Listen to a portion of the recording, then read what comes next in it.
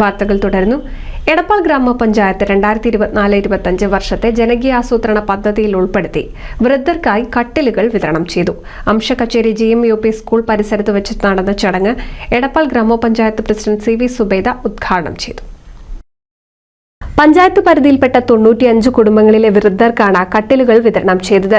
A Dineshan സ്വാഗതം പറഞ്ഞ ചടങ്ങിൽ വൈസ് പ്രസിഡന്റ് K പ്രഭാകരൻ അധ്യക്ഷത വഹിച്ചു. 2024-25 വാർഷിക പദ്ധതിയിൽ ഉൾപ്പെടുത്തി കഴിഞ്ഞ വർഷങ്ങൾ ചെയ്ത പോലെ തന്നെ വൃദ്ധർക്കുള്ള കട്ടിൽ വിതരണം ഈ വർഷവും വെച്ചിരിക്കുകയാണ്.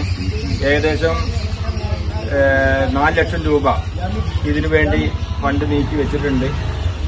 വൃദ്ധരുടെ ക്ഷേമത്തിനു വേണ്ടി, അതുപോലെ കുട്ടികളുടെ ക്ഷേമത്തിനു വേണ്ടി, വനിതകളുടെ ക്ഷേമത്തിനു വേണ്ടി, ഭിന്നശേഷിക്കാരുടെ ക്ഷേമത്തിനു വേണ്ടി, എല്ലാ വിഭാഗം ആളുകളുടെ ക്ഷേമത്തിനു വേണ്ടി സെപ്പറേറ്റ് പദ്ധതികളായിട്ട് ഇത്തവണ വെച്ചിട്ടുണ്ട്. എല്ലാ പദ്ധതികളും ഈ മാർച്ച് 31-നകം നടപ്പിലാക്കിക്കൊണ്ടിരിക്കുകയാണ്. അപ്പോൾ ഇതൊരു വളരെ സന്തോഷകരമായ കാര്യമാണ്. പഞ്ചായത്ത് പ്രസിഡന്റ് CV സുബൈദ കട്ടിൽ വിതരണ ചടങ്ങ് ഉദ്ഘാടനം ചെയ്തു.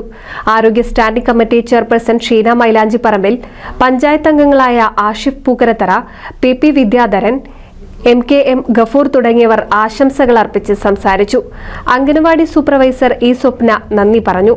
NCV news, Edappal. കേരളത്തിലെ number 1 broadband cable TV network കമ്പനിയായ കേരള വിഷൻ ഇന്ന് ഇന്ത്യയിലെ ആദ്യ 10 ബ്രോഡ്ബാൻഡ് കേബിൾ TV സേവനദാതാക്കളുടെ പട്ടികയിൽ ഇടം നേടിയിരിക്കുന്നു. വിഷൻ സക്സസ്, ആഘോഷിക്കാം ഈ അഭിമാന നേട്ടം.